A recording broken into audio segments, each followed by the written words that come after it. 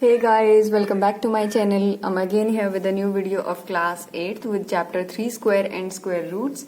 So in our previous video we were doing exercise 3.3. We had already done question number 1 to 5. Now we are gonna starting a new question number 6. So let's get started. तो देखो 6th question की statement क्या है. The area of a rectangle is 1936 square metre. ठीक है, ये area दे रखा है रेक्टेंगल का. फिर if the length of the rectangle is 4 times it's breadth. Breadth का 4 टाइम्स क्या है, उसकी लेंथ दे रखी है. Find the dimensions. हमें क्या निकालनी है, हमें लेंथ और ब्रेड्थ दोनों की वैल्यू फाइंड आउट करनी है. ठीक है, तो जो जो गिवन है हम वो लिख लेंगे. तो हमें क्या गिवन है, एक तो एरिया किसका, रेक्टेंगल का.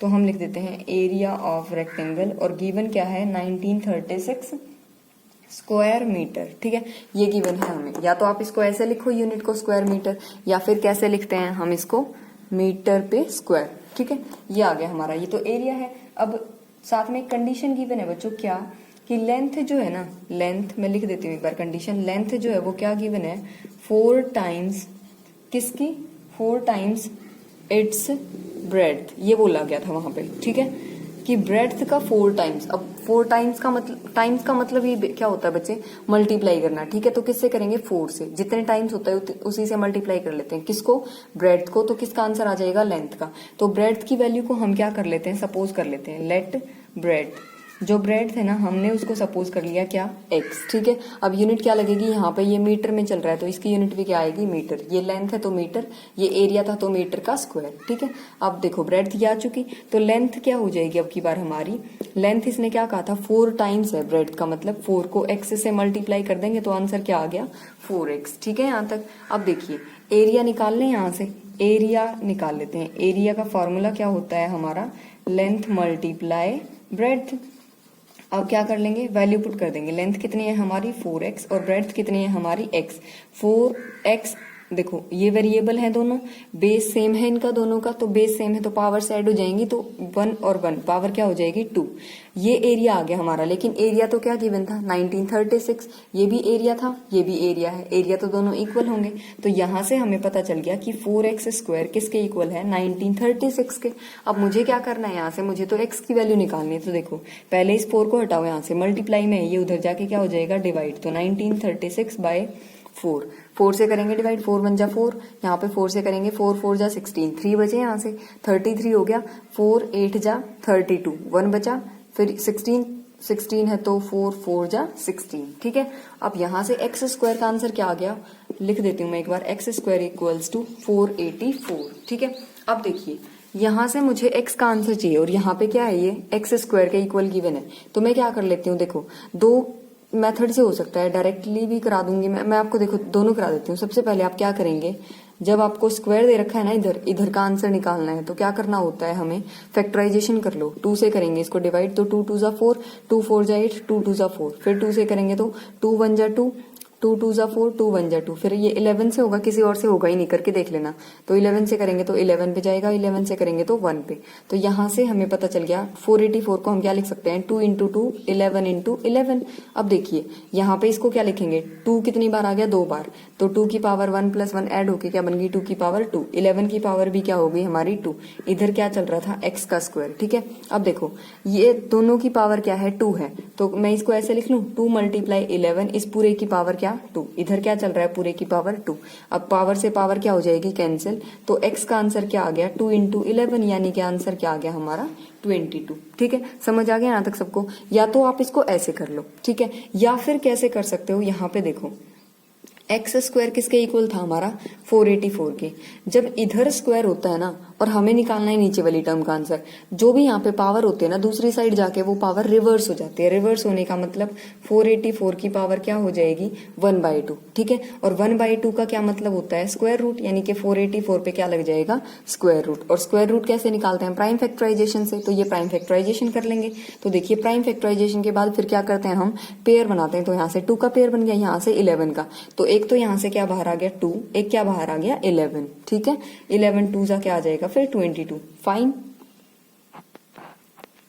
नेक्स्ट देखिए क्वेश्चन नंबर 7 में क्या कह रखा है, in a school a PT teacher wants to arrange 2000 students in the form of rows and column for PT display. ठीक है, पीटी करानी है पीटी टीचर को, तो उन्होंने क्या किया, उन्होंने ना 2000 स्टूडेंट्स हैं स्कूल के अंदर, तो उनकी रोज और कॉलम में उनको स्टैंड करना है, खड़ा करवाना है। ठीक है, तो क्या करेंगे फिर, if the number of rows is equal to the number of columns, हमें क्या करना है फिर, वो पीटी टीचर क्या करेंगे, वो ना नंबर ऑफ जो रोज हैं, अब देखो बच्चों रोज क्या होती हैं, ये जो लाइन होती है ना ऐसे, इनको हम बोलते हैं रोज। ठीक है, हॉरिजॉन्टल लाइन जो होती है, जो वर्टिकल होती हैं उनको क्या बोलते हैं, कॉलम्स। ठीक है, तो इसने क्या कहा कि जो नंबर ऑफ रोज बनेंगी और जो नंबर ऑफ कॉलम्स बनेंगे वो क्या बनेंगे, सेम बनेंगे, यानी कि जितने नंबर ऑफ रोज हैं, तो मैं यहां से ये एक लाइन लिख देती हूँ, क्या, नंबर ऑफ रोज किसके इक्वल है, हमारे नंबर ऑफ कॉलम के। ठीक है, ये हमें गिवन है।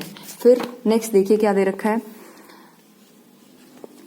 if the number of rows is equal to the number of columns and 64 students could not be accommodated in this arrangement, यानी कि 64 स्टूडेंट्स ऐसे थे जो इस अरेंजमेंट के अंदर नहीं आ सके, यानी कि जिनको हमें बाहर रखना पड़ेगा। फाइंड द नंबर ऑफ रोज, तो हमें नंबर ऑफ रोज निकालनी है। देखो क्या कह रहा है ये, सबसे पहले जो जो गिवन है ना वो लिख लेते हैं। टोटल स्टूडेंट क्या दे रखे थे इन्होंने, 2000, इतनी बात ठीक है। अच्छा, ऐसे कितने स्टूडेंट्स हैं जो अकोमोडेट नहीं कर पाए, यहाँ पे लिख देते हैं स्टूडेंट्स, कौन से स्टूडेंट्स, जिन्होंने जो रोज के अंदर नहीं आ सके। ठीक है, कुड नॉट अकोमोडेटेड, वो क्या दे रखे हैं इन्होंने, मैं देख लेते हैं एक बार,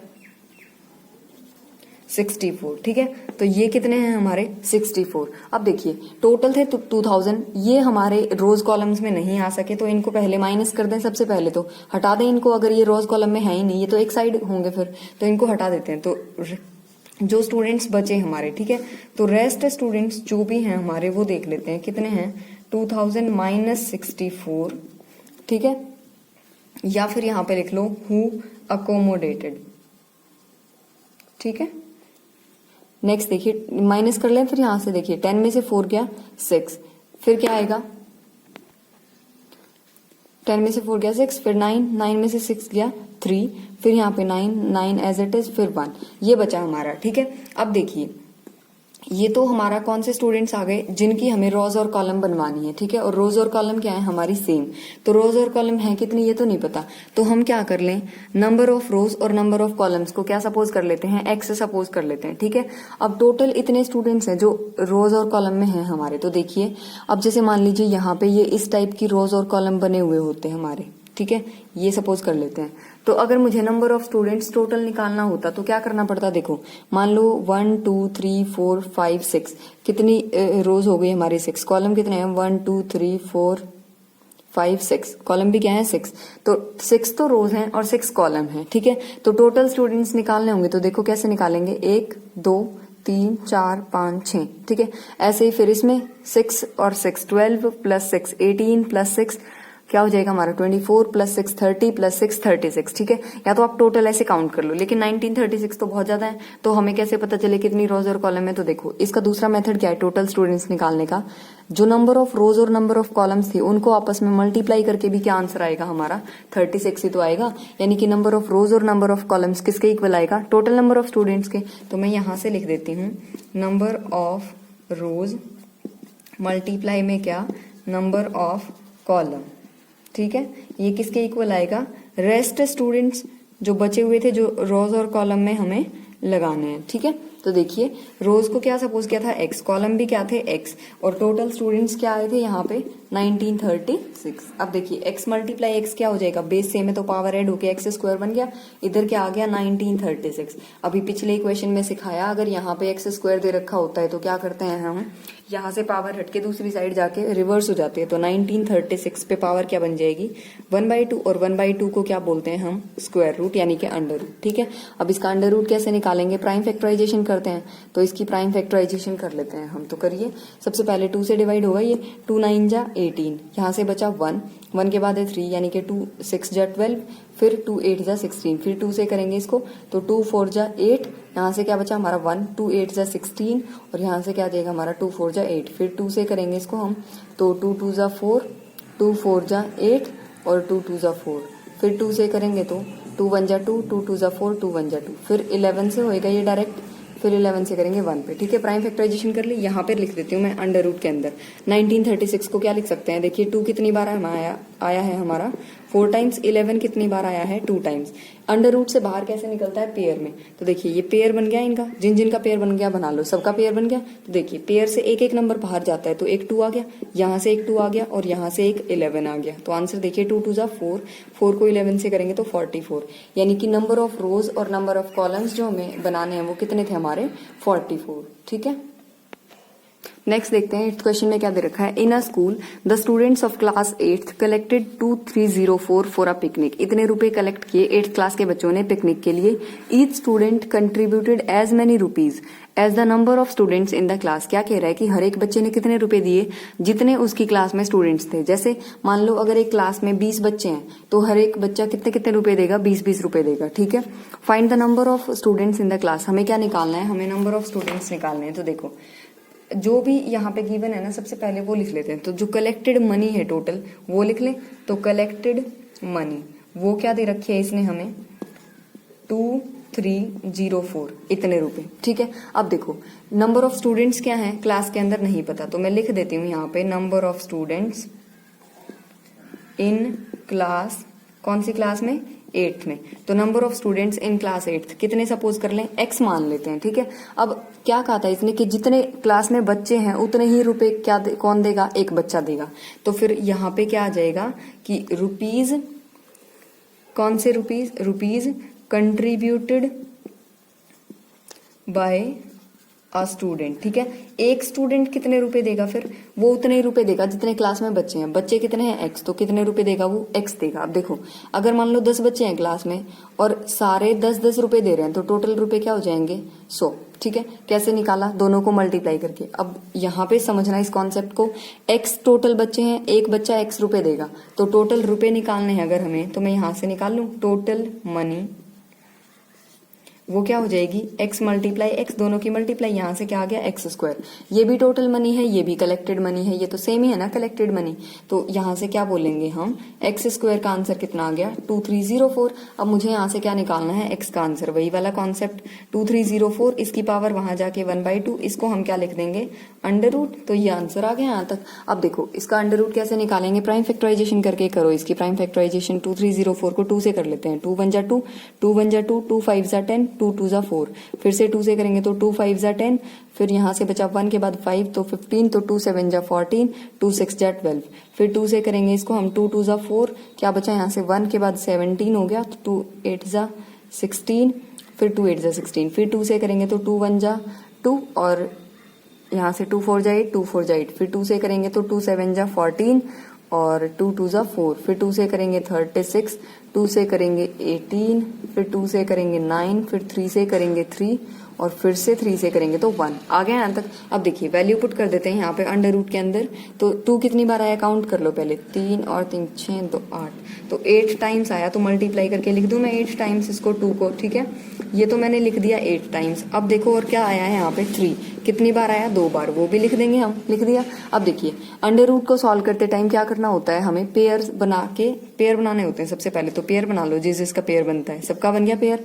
अब जिसका पेयर बना वहां से एक एक नंबर आएगा, तो यहाँ से 2 आ गया एक, यहाँ वाले से भी एक 2, नेक्स्ट से भी और नेक्स्ट से भी, तो 4 टाइम्स तो 2 आ गया और यहाँ से क्या आया 3। अब करो इनको मल्टीप्लाई, 2 2 जा 4, 4 2 जा 8, 8 2 जा 16, 16 3 जा 48। तो हमारे जो टोटल नंबर ऑफ स्टूडेंट्स होंगे क्लास में वो कितने हैं 48, और जो रुपए देगा एक बच्चा वो भी क्या है 48 रुपीज, ठीक है। नेक्स्ट देखिए question number 9, the product of 2 numbers is 7260। 2 numbers का प्रोडक्ट दे रखा है ये, ठीक है। If 1 number is 15 times the other, देखो ऐसा ही अभी कराया था टाइम्स वाला, 15 टाइम्स है दूसरे नंबर का, फाइंड द नंबर, हमें नंबर निकालना है। तो सबसे पहले तो हम क्या लिख लेते हैं कि जो प्रोडक्ट गिवन है हमें, ठीक है। तो देखो प्रोडक्ट गिवन है हमें 7260। अब और क्या गिवन है हमें, 2 नंबर्स गिवन है, तो जो फर्स्ट वाला नंबर है ना उसको सपोज कर लेते हैं, लेट क्या सपोज कर लेते हैं कि जो एक नंबर है ना, लेट 1 नंबर इज, उसको क्या सपोज कर लिया हमने x, एक नंबर को हमने क्या मान लिया x।